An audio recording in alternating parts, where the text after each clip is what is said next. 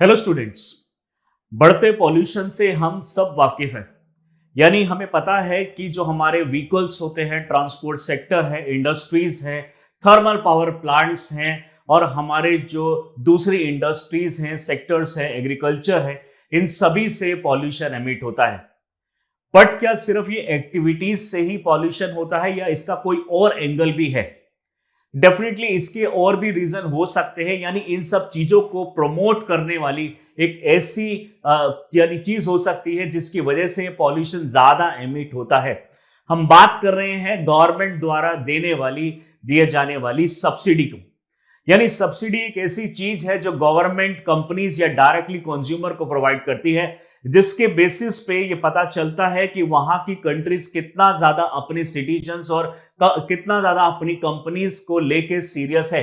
But साथ ही साथ इससे बहुत ज्यादा पॉल्यूशन भी बढ़ता है और पॉल्यूशन बढ़ने से जो इसका इंपैक्ट है वो directly most vulnerable sector, specially जो डेवलपिंग कंट्रीज के अंदर में पुअर पीपल हैं, उनके ऊपर डायरेक्टली पड़ता है।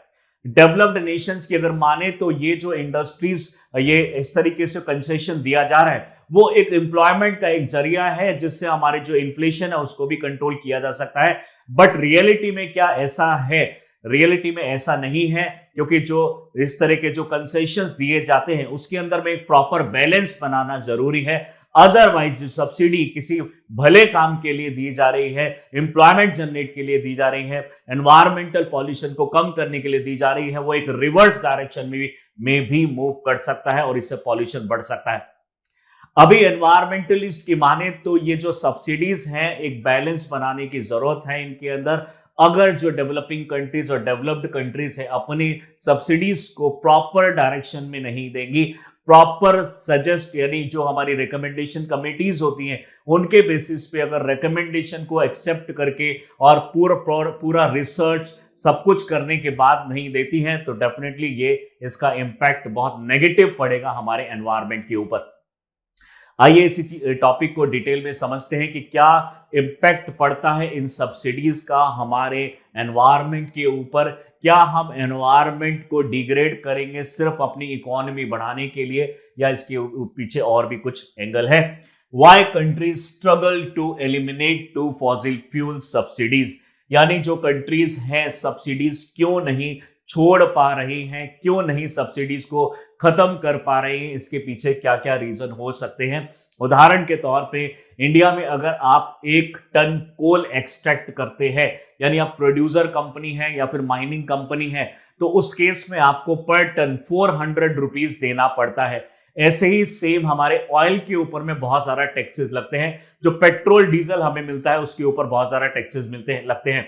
यानी अगर हमारा ऑयल का प्राइस 10 रुपए है तो लगभग उस पर 40 से 50 रुपए का उसके ऊपर में टैक्स लग जाएगा और किसी किसी साल में इससे भी ज्यादा टैक्स लग जाता है। यानी जो गवर्नमेंट ऑफ इंडिया है इस चीज को लेके बहुत ज्यादा सीरियस है और इनके ऊपर ज्यादा से ज्यादा टैक्स लगाती है, कम से कम सब्सिडी इन कंपनीज को प्रोवाइड करती है। वहीं पे कुछ डेवलप्ड नेशंस है, यूरोपियन यूनियन के कुछ कंट्रीज हैं, अमेरिका है, यूएसए हैं, ये जो कंट्रीज हैं ये अपनी सब्सिडीज को और बढ़ाते जा रहे हैं, जिससे ये पॉल्यूशन और एनकरेज होता है, कंपनीज और एनकरेज होती हैं, ज्यादा से ज्यादा प्रोड्यूस करती हैं, कंज्यूमर ज्यादा से ज्यादा यूज करता है उन कंपोनेंट्स को, उन मशीन्स को, फॉसिल फ्यूल को, और इनडायरेक्टली इसमें पॉल्यूशन बढ़ता है, कार्बन फुटप्रिंट इसमें बढ़ जाता है। तो आज ये जो कंपनीज हैं बहुत ज्यादा अलर्ट हो गई हैं अपने सब्सिडीज को लेके कि किस तरीके से ये सब्सिडी को कंट्रोल में लाया जाए। यानी हमें सब्सिडी खत्म भी नहीं करनी है लेकिन इसको बैलेंस किस तरीके से बनाया जाए। Unless carefully design subsidy reduction can force low income house hold to spend a large percentage of their income और एनर्जी। उदाहरण के तौर पे अगर सिंपल एग्जांपल देखें तो हमारे घर में जो यूज होता है एलपीजी सिलेंडर वो कुछ 1000 रुपए का होता है, लेकिन इंडिया में 800 रुपए से लेकर 900 रुपए के आसपास में ये स्टेट टू स्टेट वेरी करता है। यानी अगर इंडिया के अंदर में आप कोई सिलेंडर लेते हैं 14.2 केजी वाला सिलेंडर जो नॉर्मली डोमेस्टिक यूज होता है, वो सिलेंडर लगभग 800 से लेकर 900, किसी किसी स्टेट में 1000 के आसपास है, लेकिन उसका जो एक्चुअल कॉस्ट होता है वो कुछ 1000 रुपए होता है। जिसमें जो हमारी गवर्नमेंट ऑफ इंडिया है वो उन कंपनीज को, उदाहरण के तौर पे इंडियन, इन कंपनीज को ये इतना पैसा देती है, यानी सिर्फ कंज्यूमर उसमें से 800 रुपए देगा, और मान लीजिए अगर ये 4000 रुपए का है तो 3200 रुपीज गवर्नमेंट देगी उस पर्टिकुलर कंपनी को, जिससे ज्यादा से ज्यादा कंज्यूमर इसको यूज कर पाए और एक जो बेसिक नेसेसिटी है उसको फुलफिल भी कर पाए। ये एक अच्छी बात हुई। लेकिन अगर ऐसा कोई फॉसिल फ्यूल के ऊपर में इस तरह से अगर सब्सिडी दी जाएगी तो बहुत ज्यादा एनवायरमेंटल डिग्रेडेशन हो सकता है। यानी सब्सिडी रिडक्शन करना यानी भी जरूरी है और सब्सिडी देना भी जरूरी है, दोनों के अंदर में बैलेंस भी बनाना बहुत ज्यादा जरूरी है। अगर हम जनरल देखते हैं तो गवर्नमेंट ऑफ इंडिया हर साल लगभग 2 से 3% अपना जो पैसा है वो सब्सिडी के ऊपर में खर्च कर देती है अपने यूनियन बजट की। अगर कंपैरेटिवली अगर हम देखेंगे तो जितना हमारा टोटल बजट होता है उससे उसमें 2 से 3% हमारी सब्सिडी प्रोवाइड कर देती है through the government of states और directly by the central government. तो subsidy reduction can force low income house hold, यानी अगर सब्सिडी को कम कर दिया गया, उदाहरण के तौर पे जो मैंने अभी एग्जांपल दिया आपको एलपीजी सिलेंडर का, तो अगर वो सपोज कीजिए जस्ट एग्जांपल 4000 रुपए का अगर आपको पे करना पड़े, तो डेफिनेटली जो लो इनकम कंट्रीज है उनके कंज्यूमर्स है, सिटीजन्स है, उनको ज्यादा अमाउंट पे करना पड़ेगा। यानी अगर हम थर्मल पावर प्लांट्स में यूज होने वाले कोल के ऊपर में अगर सब्सिडी बहुत ज्यादा कम कर दे तो उस केस में पावर प्लांट को बहुत ज्यादा कॉस्टली पड़ेगा।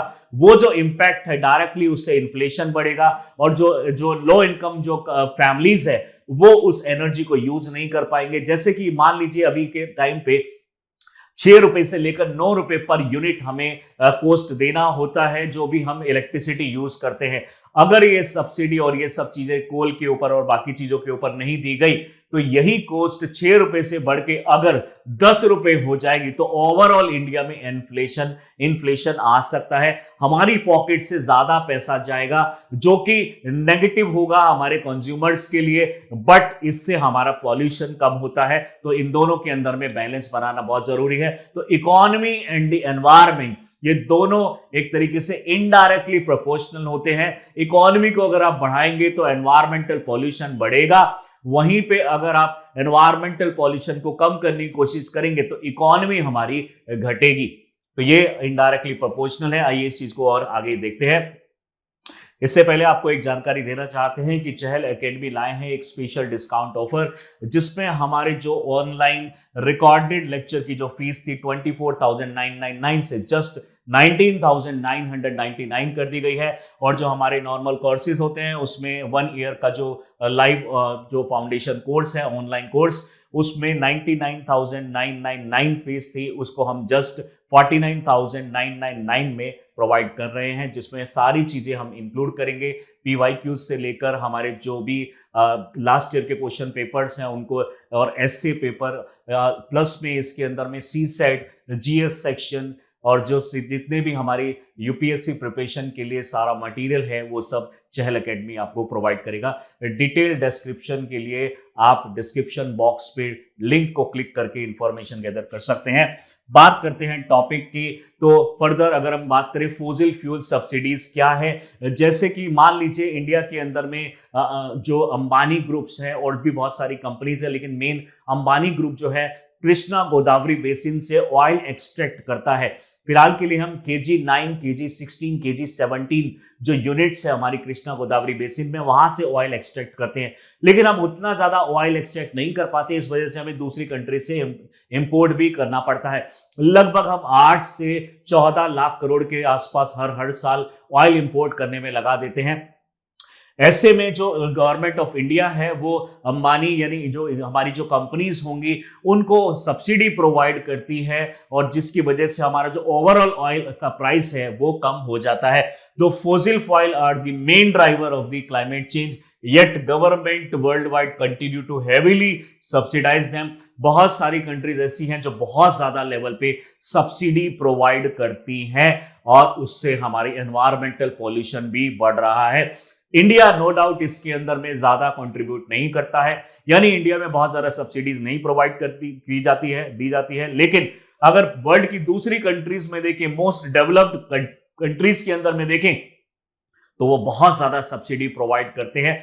एक और एग्जांपल से अगर समझिए, मान लीजिए कि अगर इंडिया के अंदर में आपको ऑयल एक्सट्रैक्ट करना है तो इंडियन गवर्नमेंट की तरफ से एक टेंडर यानी नोटिफिकेशन आएगा कि हम इस पर्टिकुलर लोकेशन में यहां पे हम ऑयल को एक्सट्रैक्ट करना चाहते हैं। अगर कोई भी कंपनी इसमें इंटरेस्टेड है तो वो अप्लाई कर सकती है। यानी यहां पे टेंडर रिलीज होता है, जो सबसे कम अमाउंट एक तरीके से बिड करेगा उसको वो टेंडर मिल जाता है।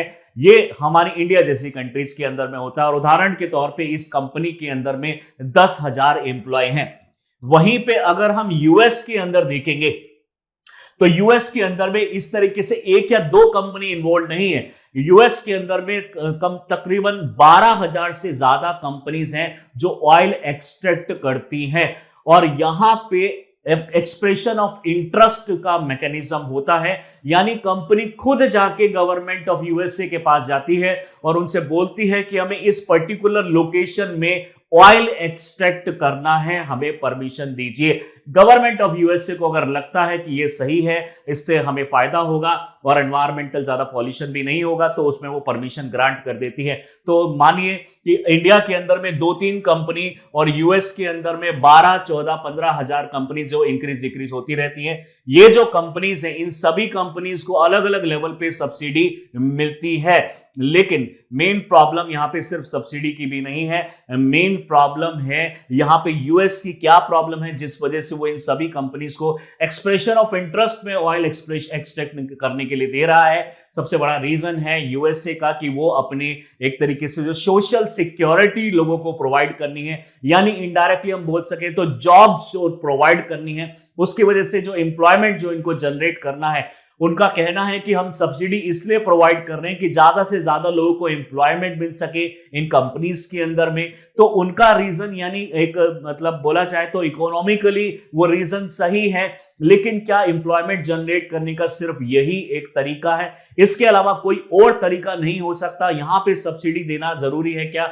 ये क्वेश्चन कर रहे हैं दूसरे कंट्रीज, यानी इसकी तरह की जो दूसरी कंट्रीज हैं वो क्यों इतनी ज्यादा सब्सिडी प्रोवाइड कर रही हैं, एक बड़ा क्वेश्चन है। सिर्फ एम्प्लॉयमेंट जनरेट करने का एक ही तरीका नहीं हो सकता है। दूसरी अगर हम बात करें, despite promises to reduce subsidies for climate action, यानी हर कंट्री ऐसा बोलती है कि हम अपनी सब्सिडी को कम कर देंगे, लेकिन देखा यह जा रहा है कि फॉसिल फ्यूल रिमेन इन एक्सपेंसिव, यानी फॉसिल फ्यूल उतना ज्यादा एक्सपेंसिव नहीं हो पा रहा है जितना होना चाहिए। उदाहरण के तौर पे इंडिया में अगर हम देखें तो एक्चुअली में जो प्राइस है इसका वो लगभग 10 से 12 रुपए पर लीटर हमारा पेट्रोल है, जो हम एक तरीके से कंज्यूमर को प्रोवाइड यानी जो यूजर है उसको प्रोवाइड कर सकते हैं।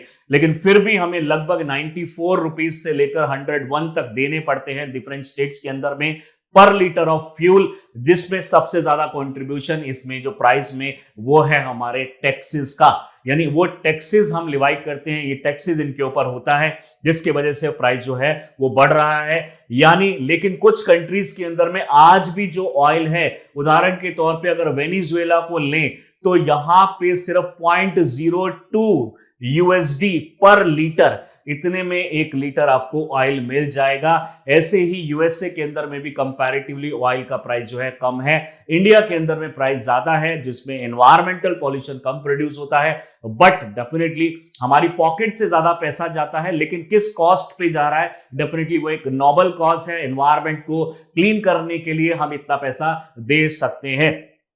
Fossil fuel remain inexpensive leading to rising green house gases, इससे बढ़ती जा रही हैं, एनवायरमेंटल हार्म्स इससे बढ़ते जा रहे हैं, और जो ऑयल कंपनीज हैं कुछ कंट्रीज के अंदर में बहुत ज्यादा सब्सिडी लेके प्रॉफिट भी ले रही हैं। दूसरी अगर हम बात करें, सब्सिडी एक ऐसा फाइनेंशियल बेनिफिट है जो कि गवर्नमेंट प्रोवाइड करती है या तो इंडस्ट्री को या किसी एंटिटी को, या फिर डायरेक्टली कंज्यूमर के अकाउंट में उसका पैसा आ जाता है, डायरेक्टली सब्सिडी दी जाती है। Some subsidies are obvious like crop insurance, जैसे कि इंडिया के अंदर में प्रधानमंत्री फसल बीमा योजना है, तो वो भी एक तरह की हम सब्सिडी कैटेगरी में ले रहे हैं। वहां पे फर्टिलाइजर्स यूज किए जाएंगे, एनवायरमेंटल डिग्रेडेशन होगा और फार्मर्स को एक तरीके से प्रमोट करने के लिए, उनकी एग्रीकल्चर एक्टिविटीज को प्रमोट करने के लिए गवर्नमेंट भी अपनी तरफ से संजीवनी स्कीम के थ्रू फर्टिलाइजर के अंदर में सब्सिडी प्रोवाइड कर रही है। बट ये एक जरूरी सब्सिडी है, अदरवाइज इंडिया के फार्मर्स इतना कैपेबल नहीं है कि अच्छी क्वालिटी के फर्टिलाइजर्स वो खरीद सके। डेफिनेटली यहाँ पे हमें इस चीज की जरूरत है, लेकिन क्या हर चीज में इसकी जरूरत है? While other are indirect like relaxed regulations और टैक्स ब्रेक, कहीं पे टैक्स के अंदर में छूट मिल जाना, कहीं पे रेगुलेशन जो है वो रिलैक्स कर देना, ये भी एक सब्सिडी का टाइप है। यानी उदाहरण के तौर पे अगर आपको कुछ पर्टिकुलर ऐसे पेटेंट, जस्ट मैं एक एग्जांपल दे रहा हूं आपको, पहले के टाइम पे हमें लगभग 78 फॉर्म्स भरने पड़ते थे पेटेंट राइट के लिए अगर हमें अप्लाई करना है तो, यानी सेपरेट 78 फॉर्म्स बहुत बड़ा प्रॉब्लम होता था, जिसकी वजह से आज उसको 7 से 8 फॉर्म कर दिया गया है। यानी एक तरीके से ये भी एक तरह का रिलैक्सेशन है जिससे ज्यादा पेटेंट राइट रजिस्टर होंगे। इसी तरह के जो हमारे रिलैक्स्ड रेगुलेशंस की जाती हैं, कई बार जो एनवायरमेंटल पॉल्यूशन करने वाली जो कंपनीज हैं और जो कंज्यूमर्स हैं, उनको इस तरीके से रेगुलेट किया जाता है कि वो ज्यादा से ज्यादा पॉल्यूशन कर रहे हैं। उस कंडीशन में environmental harm from fossil fuel can also be considered a subsidy.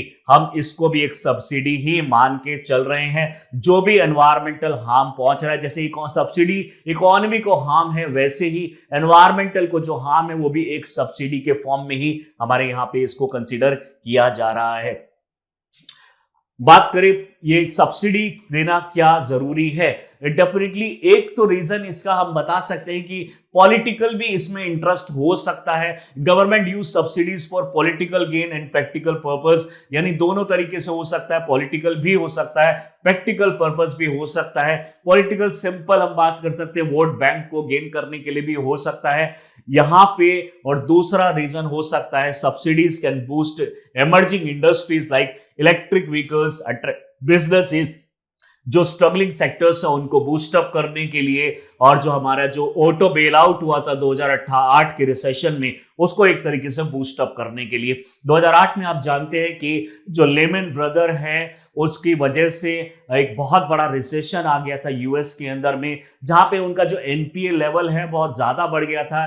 जो लेमन ब्रदर के अंदर में लगभग 700 बैंक आते थे, वो बैंक भी धीरे धीरे करके कोलैप्स हो गए, खत्म हो गए, जिसकी वजह से उसका इंपैक्ट 2009 में और 10 में यहां इंडिया में भी पड़ा। तो उस टाइम पे जो इंडिया में कंपनीज एक तरीके से बंद हो गई थी, या सेक्टर जो है बहुत एक तरीके से डिमोरलाइज हो गए थे, कम हो गए थे, उनको बूस्टअप करने के लिए, उनकी मोरालिटी को और बढ़ाने के लिए, कॉन्फिडेंस को और बढ़ाने के लिए भी कई बार जैसे पब्लिक जो प्रोडक्शन लिंक इंसेंटिव्स दिए जाते हैं, यहाँ पे इंटरवेंशन स्कीम्स लगाई जाती हैं, बहुत सारी चीजें प्रोवाइड की जाती हैं गवर्नमेंट द्वारा, ताकि ये दोबारा से इस चीज को स्टार्ट कर सके। हमारे यहाँ पे सोलर पैनल्स के ऊपर में सब्सिडीज दी जाती है, इलेक्ट्रिक व्हीकल्स के ऊपर में सब्सिडीज दी जाती है, और जो दूसरे स्ट्रगलिंग सेक्टर्स हैं उनको बूस्टअप करने के लिए सब्सिडी दी जाती है। तो यहाँ पे एक नोबेल कोर्स है, एक अच्छा काम है, जिस वजह से हम सब्सिडी प्रोवाइड कर रहे हैं। लेकिन हमेशा जो सब्सिडी है वो एक अच्छे काम के लिए नहीं लगती है, कई बार ये एनवायरमेंटल पॉल्यूशन को और ज्यादा प्रमोट भी करती है। दूसरी अगर हम बात करें types of fossil fuel subsidies, जैसे सऊदी अरेबिया की अगर हम बात करें, government set fuel price to lowest जो पॉसिबल है, यानी सिटीजन्स ज्यादा से ज्यादा फ्यूल यूज करें। वो एक तरीके से आप जानते होंगे सऊदी अरेबिया हो गया, यूएई में दुबई हो गया, ये अपनी इंडस्ट्रीज हैं और इन सबको धीरे धीरे प्रमोट कर रहे हैं, बढ़ा रहे हैं। ये एक डेजर्ट रीजन है जहां पे एग्रीकल्चर बहुत ज्यादा नहीं हो सकती, दूसरे सेक्टर डेवलप नहीं हो सकते, जिसकी वजह से दुबई अगर हम स्पेशली बात करें तो दुबई ने अपने टूरिज्म को प्रमोट करने के लिए अभी जो लैंड का प्राइस है उसमें बहुत कम रख दिया है। शाहरुख खान जैसे लोगों को यहाँ पे, हमारे जो एक्टर हैं, इनको एम्बेसडर की फॉर्म में लिया हुआ है ताकि वो वहां पे एक प्रमोट कर सकें। सऊदी अरेबिया और दुबई जैसी कंट्रीज ये इस तरह के काम कर रही हैं और वहां पे इंफ्रास्ट्रक्चर डेवलप किया जा रहा है, क्योंकि सब पूरे वर्ल्ड को पता है कि लगभग 100-125 साल बाद इन सभी के जो ऑयल रिजर्व्स हैं वो खत्म हो जाएंगे। लैंड जो है वो प्रोडक्टिव नहीं है, जिसकी वजह से इन कंट्रीज को चाहिए कि कोई दूसरा सेक्टर इकोनॉमी का जनरेट करें जिससे वो अपनी इकोनॉमी रेस कर सकते हैं। तो टूरिज्म से अच्छा कोई सेक्टर नहीं हो सकता। जिस तरीके से लंदन है, ब्रिटेन के अंदर में लंदन की इकोनॉमी ज्यादातर जो है 60% के आसपास वो टूरिज्म से चलती है, बिल्कुल ऐसे ही अब ये टूरिज्म के ऊपर डिपेंडेंट रहना चाहते हैं। वर्ल्ड क्लास इंफ्रास्ट्रक्चर इसलिए डेवलप किए जा रहे हैं, फ्लाइट की टिकट को कम कर दिया गया है और यहाँ पे जो लैंड के प्राइस हैं, फ्लैट्स के जो रियल एस्टेट है वो सस्ता कर दिया गया है, वहां के जो जितने भी रेस्टोरेंट्स हैं इन सबको सस्ता कर दिया गया है। तो इस तरह के प्लान्स गवर्नमेंट लेकर आती है क्योंकि फ्यूचर भी उनको देखना होता है, फ्यूचर में भी इकोनॉमी रेस करनी होती है। इसी तरीके से जो सऊदी अरेबिया की अगर हम बात करें तो अपने लोअर कोस्ट पे सिटीजन्स को बहुत लोअर कोस्ट पे ये फ्यूल प्रोवाइड कर रही है ताकि लोग ज्यादा से ज्यादा इन कंट्रीज के अंदर में आए और यहां पे अपने बिजनेसेस को लेकर आए और यहां पे सारा कुछ सेटअप करें। यानी अगर हम बात करें सऊदी अरेबिया के अंदर में या फिर यूएई दुबई के अंदर में, तो वहां पे अगर आप वाटर लेने के लिए जाएंगे तो पानी की जो वैल्यू है वहां पे बहुत ज्यादा है, लेकिन प्राइस जो है जो कंज्यूमर लेगा वो बहुत कम। यानी अगर 1 लीटर यहां पे 20 रुपीज का मिलता है इंडिया में, तो वहां पे 1 लीटर जो वाटर है वो आपको 2 रुपीज में, 1 रुपीज में, और कोई वाटर जो बहुत ज्यादा एक्सपेंसिव हो 3 या 4 रुपए में पर लीटर मिल जाएगा। But government of Saudi Arabia, government of UAE को बहुत ज्यादा कॉस्ट पड़ता है, लेकिन अगर वो बहुत ही जो इंपॉर्टेंट चीज है उसका प्राइस बहुत ज्यादा रख देंगे तो कोई भी उनकी कंट्री में नहीं जाएगा। तो माइग्रेशंस को बढ़ाने के लिए, इमिग्रेशंस को बढ़ाने के लिए, वहां के इंफ्रास्ट्रक्चर और बिजनेस को प्रमोट करने के लिए पानी के प्राइस को कम करना पड़ रहा है। तो ये भी एक तरह की सब्सिडी ये प्रोवाइड कर रहे हैं वाटर के ऊपर में, जिससे और ज्यादा पॉल्यूशन भी बढ़ सकता है। फिलहाल हम फॉसिल फ्यूल की बात कर रहे हैं। Indonesia compensate state owned energy companies for capped energy prices. यानी इंडोनेशिया ने तो अपनी कंपनीज को ही बोल दिया है कि किसी भी तरीके से जो ये प्राइसिंग है वो बढ़ना नहीं चाहिए। यानी आप एनर्जी कंपनीज, उदाहरण के तौर पे इंडिया में जो डिस्कॉम्स है, डिस्ट्रीब्यूशन कंपनीज, वो हर साल लगभग 1.8 लाख करोड़ रुपीस का लॉस बियर करती हैं, जिसमें अनिल अंबानी की भी कंपनी है जिसको बहुत ज्यादा लॉस हुआ था पिछले 4 या 5 साल के अंदर में। उसकी वजह से गवर्नमेंट को फिर अपनी तरफ से सुप्रीम कोर्ट के थ्रू, यानी सुप्रीम कोर्ट ने गवर्नमेंट ऑफ इंडिया को बोला था कि आप लोग इन डिस्कॉम कंपनीज का जो भी लॉस हुआ है उसको कंपेंसेट कीजिए। फिर बैंक्स के थ्रू ये एक तरीके से प्रोवाइड किया जाता है पैसा, जो कि धीरे धीरे गवर्नमेंट के ऊपर डेट बढ़ता चला जाता है। यूएस के अंदर में भी सेम ऑयल कंपनीज को, यानी एक तरीके से आप बोल सकते हैं कि यहां पे एम्प्लॉयमेंट जनरेट करने के लिए ज्यादा से ज्यादा सब्सिडीज प्रोवाइड करते हैं ऑयल कंपनीज को। और एक्सप्रेशन ऑफ इंटरेस्ट, जो कि अब इंडिया भी अडॉप्ट किया है कुछ साल से, यानी हमारे यहाँ जो भी इकोनॉमिक एक्टिविटीज होंगी उसके अंदर में अभी एक्सप्रेशन ऑफ इंटरेस्ट आपको करना पड़ेगा, ताकि बहुत सारे प्लेयर्स एक पर्टिकुलर चीज के लिए आ पाए, यहाँ पे मोनोपोली ना चल पाए, यहाँ पे हम धीरे धीरे उस चीज को एक्सपेंड कर पाए और एम्प्लॉयमेंट जनरेट कर पाए, लेकिन किस कॉस्ट पे ये भी आपको पता होना चाहिए। नेक्स्ट अगर हम बात करें तो ग्लोबल फॉसिल फ्यूल सब्सिडीज की अगर हम बात करें तो 3 तरह की अगर हम सब्सिडीज के अंदर में देखें, एक्सप्लिसिट सब्सिडी, प्रोड्यूसर सब्सिडी और इम्प्लिसिट सब्सिडी। सिंपल फॉर्म में अगर समझने की कोशिश करें, एक्सप्लिसिट सब्सिडी वो सब्सिडी है जब एक गरीब फार्मर, एग्जांपल के तौर पे फार्मर जब फर्टिलाइजर को खरीदता है, अगर वो 500 रुपए पर पैकेट है तो उसको सिर्फ वो 100 रुपए का पैकेट पड़ रहा है, तो गवर्नमेंट जो सब्सिडी प्रोवाइड कर रही है 400 रुपए की, that is explicit type of subsidy. Producer subsidy का मतलब है कि जो प्रोड्यूसर है वो यूजर को कम प्राइस का दे रहा है और वहां पे गवर्नमेंट प्रोड्यूसर को ये सब्सिडी प्रोवाइड कर रही है, यानी कंपनीज का कोई लॉस नहीं होगा। इम्प्लिसिट सब्सिडी का मतलब है किसी टैक्स के अंदर में रिबेट दे देना, किसी इंटरवेंशन स्कीम के अंदर में उसको ले आना, या फिर आप इलेक्ट्रिसिटी जो कॉस्ट है उसको कम कर देना या माफ कर देना। This is a kind of implicit subsidy. इन तीनों सब्सिडीज में अगर हम देखें तो सबसे ज्यादा सब्सिडी जो कंट्रीज देती है, और स्पेशली 2022 के डेटा के अकॉर्डिंगली देखें तो इम्प्लिसिट सब्सिडी जो है वो हमारी बहुत ज्यादा बड़ी है। जो प्रोड्यूसर सब्सिडी है मतलब आप बोल सकते हैं ऑलमोस्ट सेम अमाउंट की रही है, वहीं पे जो एक्सप्लिसिट सब्सिडी है वो भी बड़ी है, लेकिन सबसे ज्यादा जिसपे इंक्रीमेंट देखने को मिल रहा है दैट इज इम्प्लिसिट सब्सिडी। उसके बाद एक्सप्लिसिट सब्सिडी और थर्ड नंबर पे आती है हमारी प्रोड्यूसर सब्सिडी। टोटल 7.2% जीडीपी का चला जाता है इन सब्सिडीज के अंदर में, अगर हम पास्ट के डेटा 2020 को देखें according to IMF data. Further अगर हम बात करें तो ऑयल के प्राइस वर्ल्ड में अलग अलग कंट्रीज के अंदर में अलग अलग हैं, अलग अलग रीजंस की वजह से।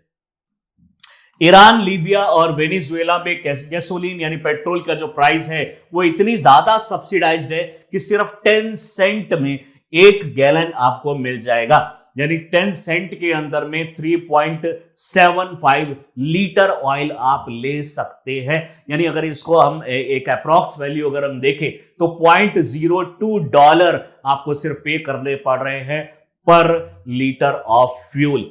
In contrast price exceed $7 in countries like Hong Kong ने लेकिन अपने प्राइस को बढ़ा दिया है, नीदरलैंड ने अपने प्राइस को बढ़ा दिया है, फ्यूल टैक्सेस को बढ़ा दिया है और सब्सिडीज को कम कर दिया है ताकि पॉल्यूशन कम से कम हो।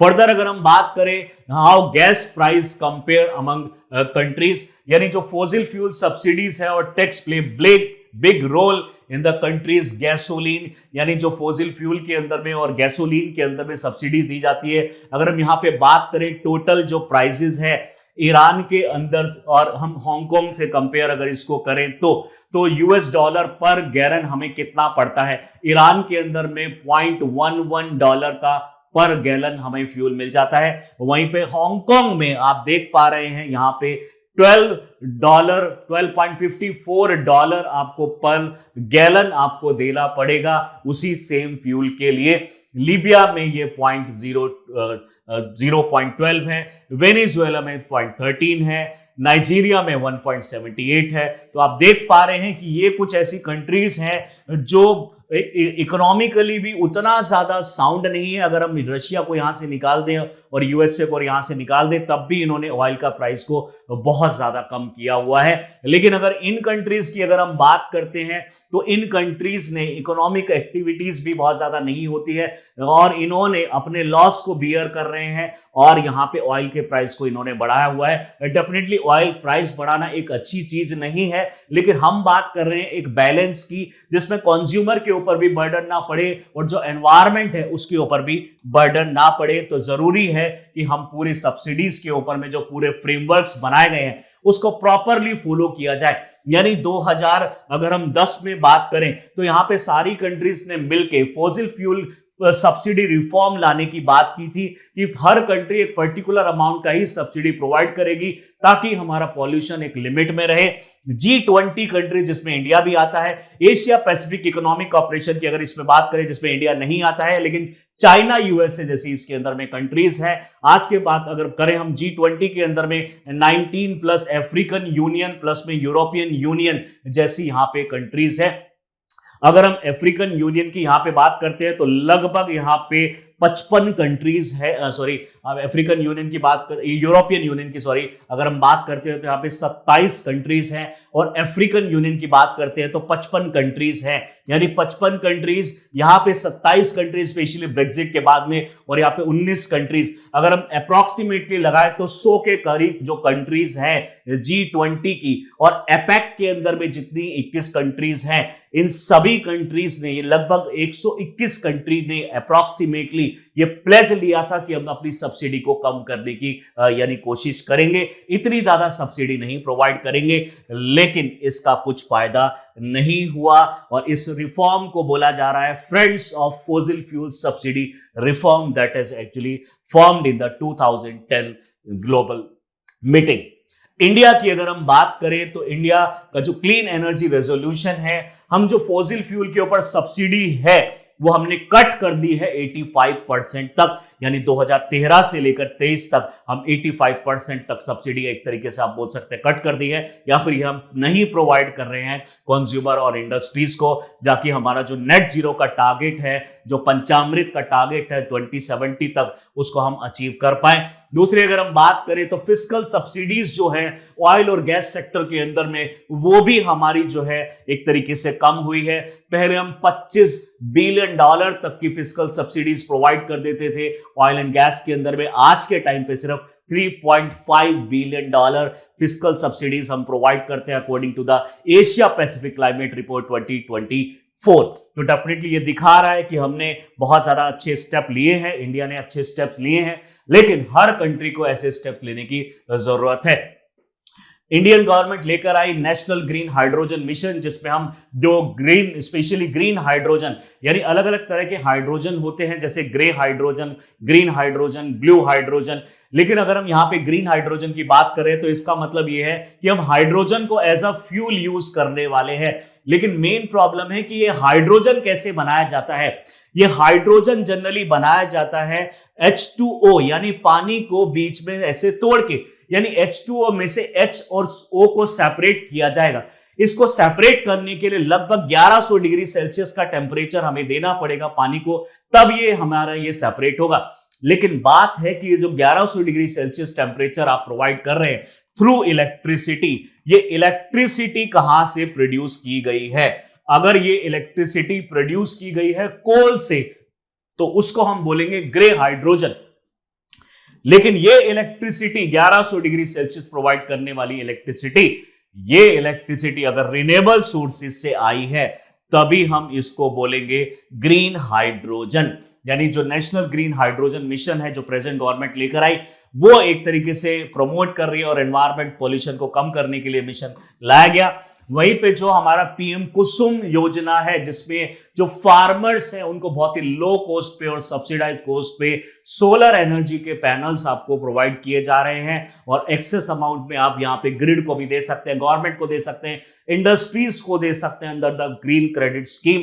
तो वहां पे भी ये प्रमोट किया जा रहा है। पीएम सूर्य घर मुफ्त बिजली योजना, जिसके अंदर में जो लो इनकम घर है इंडिया के अंदर में लगभग 1 करोड़ ऐसे घर डिसाइड किए गए हैं जिनको बहुत ही कम रेट पे सोलर पैनल्स प्रोवाइड किए जाएंगे, सब्सिडाइज पैनल्स प्रोवाइड किए जाएंगे, और एक्स्ट्रा जो भी ये प्रोड्यूस करेंगे वो अमाउंट वो पावर ग्रिड को देके वो बेच के यानी पैसा भी कमा सकते हैं। पीएम कुसुम में मेनली फार्मर्स के ऊपर में फोकस किया जा रहा है, और यहां पे पीएम सूर्य घर मुफ्त बिजली योजना लगभग सेम स्कीम है, लेकिन यहां पे हर उस पर्सन को यहां पे कवर किया जा रहा है, उस फैमिली को कवर किया जा रहा है जिसकी इनकम कम है, पॉवर्टी लाइन के पास में है। वहीं पे अगर हम बात करें production linked incentive schemes, national programme on high efficiency solar PV voltaic, जो हमारे फोटो वोल्टेक मॉड्यूल्स होते हैं उनके ऊपर भी पीएलआई स्कीम यानी गवर्नमेंट की तरफ से कुछ फंड दिया जाता है ताकि वो अपने जो गैप है उसको खत्म कर सकें, और वायबल गैप को वो खत्म करके अपनी जो स्पेशली ग्रीन इंडस्ट्रीज हैं और जो ग्रीन सेक्टर्स हैं उसको प्रमोट कर सके। Government of India green energy corridors बनाए जा रहे हैं, यानी हम इस तरह की एनर्जी प्रोड्यूस करेंगे जो कि एक एनवायरमेंटली एक तरीके से इको फ्रेंडली होगी और बहुत ज्यादा डिग्रेडेशन नहीं होगा। तो इंडिया की तरफ से बहुत सारे स्टेप ऑलरेडी लिए गए हैं रिन्यूएबल एनर्जी को प्रमोट करने के लिए, तो इंडिया काफी कुछ इसमें कर रहा है। फ्यूल सब्सिडीज की अगर हम बात करें तो fossil fuel touch nearly every economic sector, हर जगह दिया जा रहा है। Rising fuel cost, elevate price for countless goods and services. आप जानते होंगे कि जो प्रोडक्शन है वो उसका जो टोटल जो आउटपुट होता है, गुड का जो प्राइस होता है, वो सिर्फ 1-2 चीजों पे डिपेंड नहीं करता, वो पूरी चेन के ऊपर डिपेंड करता है, जिसमें एक बहुत बड़ा जो वैल्यू है वो ट्रांसपोर्ट सेक्टर का भी है। यानी आप तक मटेरियल पहुंचाने के लिए जो कॉस्ट लगा है वो भी उसके आउटपुट कॉस्ट में आ जाएगा। तो डेफिनेटली अगर फ्यूल का प्राइस बढ़ेगा तो ट्रांसपोर्ट कॉस्ट बढ़ेगा, गुड्स एंड सर्विसेज का जो ओवरऑल काउंट है वो जो वैल्यू है वो भी बढ़ जाएगा। And unless careful design, subsidy reduction can be regressive, forcing low income resident to spend a large percentage of their income on energy। यानी ये एक तरह का रिग्रेसिव है, रिग्रेसिव इनकम, रिग्रेसिव टैक्स के बारे में आपने सुना होगा।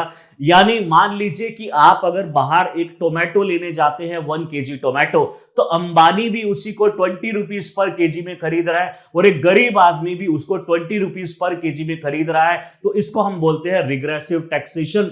इस टैक्सेशन के अंदर में जो गरीब आदमी है उसके ऊपर में ज्यादा इंपैक्ट पड़ता है और जो रिच पर्सन है उसके ऊपर बहुत ही लो यानी एक तरीके से अमाउंट में वो चीजें को खरीद सकता है। तो इस चीज को हमें बैलेंस करने की जरूरत है। इंग्रेसिव उसको करना चाहिए, रिग्रेसिव उसको नहीं करना चाहिए। Reducing subsidies can be deeply unpopular and may even cause public unrest, यानी एक तरीके से प्रॉब्लम क्रिएट कर सकती है। 2021-22 की स्पाइक्स में यानी जो प्राइस में हाइक हुआ था, सब्सिडीज जो है यहां पे बढ़ी थी एक तरीके से, is illustrative after Russia's invasion Ukraine, energy prices surge through out Europe, government were quick to provide aid for the citizens resulting in the largest fossil fuel subsidies ever।